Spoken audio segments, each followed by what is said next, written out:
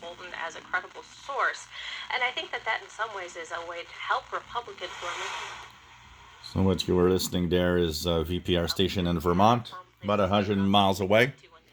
And this is the full review of this famous portable receiver, the Retekess TR608, and what I actually think of it.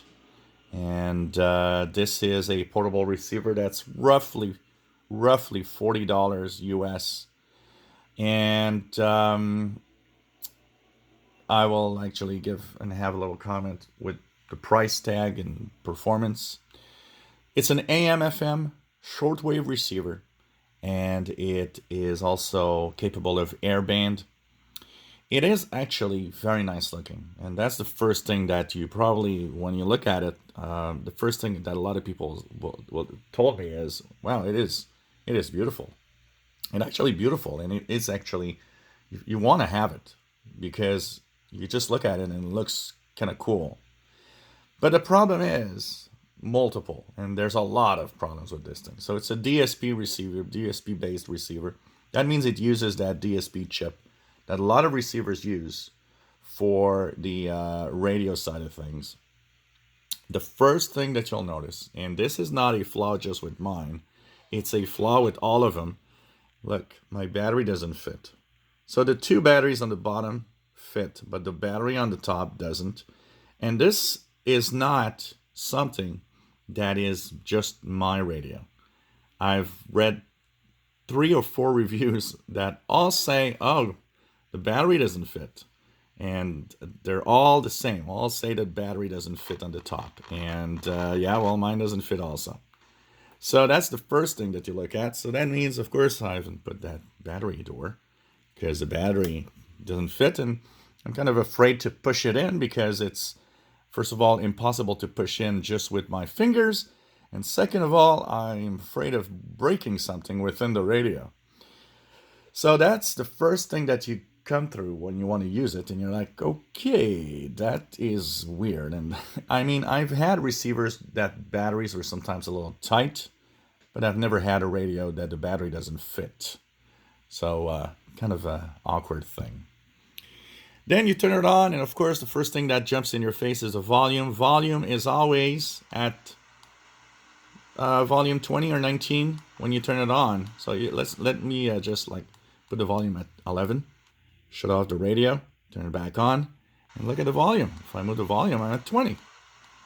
Except when you're higher than 20. I believe when you're higher than 20, did I see that? Yeah, higher than 20, it stays where it is. But below 20, it actually reverts back to 20. How awkward that is, once again. Very, very weird. So that means that sometimes in some conditions, depending on the band where you are, you might actually find that it's a little... So, you know, right now I put the volume at 10. So I don't think about it, and I'm going to, shut it off. And I'm going to want to listen again. And I'm going to continue. To prove myself there because you go. of it. I mean, at some point you're have to back ask yourself, at 20, and you got to put it back down. So I could see that sometimes it could be annoying. I can even see that at night it might be a big problem. The display is beautiful, as you see here, green lit in the background. And of course there's a full keypad where you can enter frequency. So if you want to tune a specific frequency, you can press the frequency button and type the frequency you want to tune on whatever band. But here's another awkward thing. Look at how you wanted to enter 1040 and look at the frequency. It's 1044. So first of all, the manual doesn't explain to you that you got to hold the band button to have it 9 or 10 kilohertz spaced for Europe or North America. So if you're in North America, you're kind of wondering, what the hell should I do to have it back at 10? Well, you got to hold the band button, and it doesn't say in the manual. So, that's another very awkward thing. But as you've seen, if I tune with the tuning button, yeah, it's okay. It stays at 10 kilohertz. But if I tune manually a frequency, like I just did with 1040, you see that it reverts back to 9 kilohertz. That's so awkward also. I don't think I've seen a radio with so many awkward things happening on it. So, of course, you've got the some memory channels. You have the band. You've got meter band. If you want to go through the different shortwave bands, you can scan. Like I said, it has AM, FM, and shortwave on it. Now, what do I think of its performance? Well, on FM, it's okay. I mean, when I was on the FM band, I can hear my station from VPR from Burlington, Vermont. So that's actually not too bad because I got a lot of radios that can't even do that. So, although it's not the best and not super sensitive, it still works.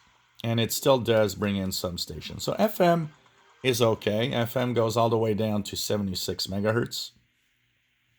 It's decent. On medium wave, it's a little insensitive. So, I mean, when you're listening to stations, so yesterday, if you watched the video, I had a band scan of the medium wave band. When the signals drop, they drop to zero. Where on most receivers, they drop low, but you still hear them in the background because, at night, medium wave signals move up and down, so the fadings, but you still often hear the station still in the fading. This one, it drops to zero. You have nothing, and then whoops, it comes back. And a very awkward thing. But it is sensitive enough to bring in the long distance stations for the most part. But this is not going to be a DX machine for medium wave, that's for sure.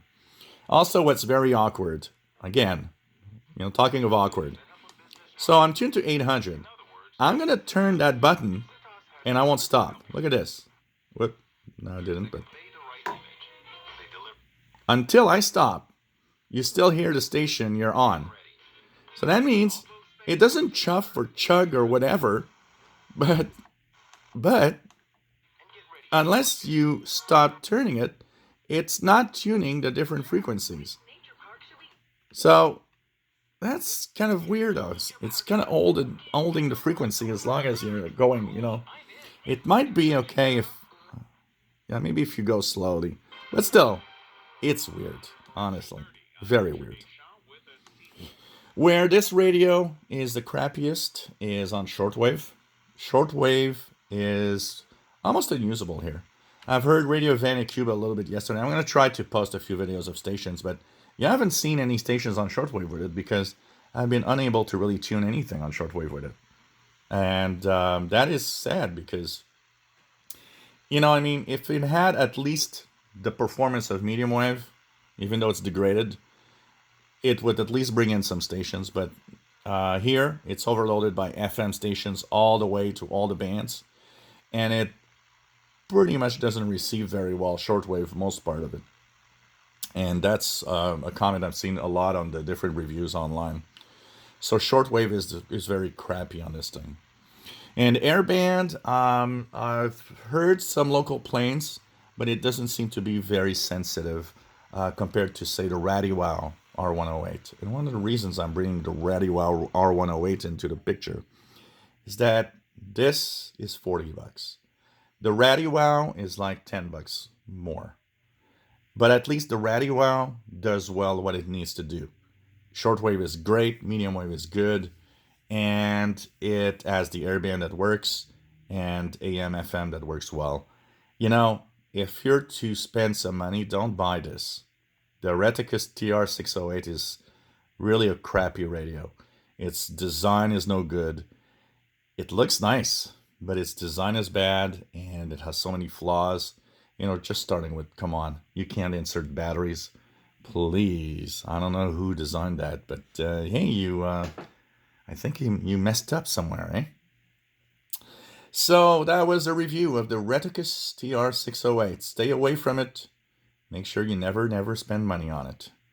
And go for the RadioWow R108 if you're going for a radio of around roughly this price range, as you'll have a much better receiver.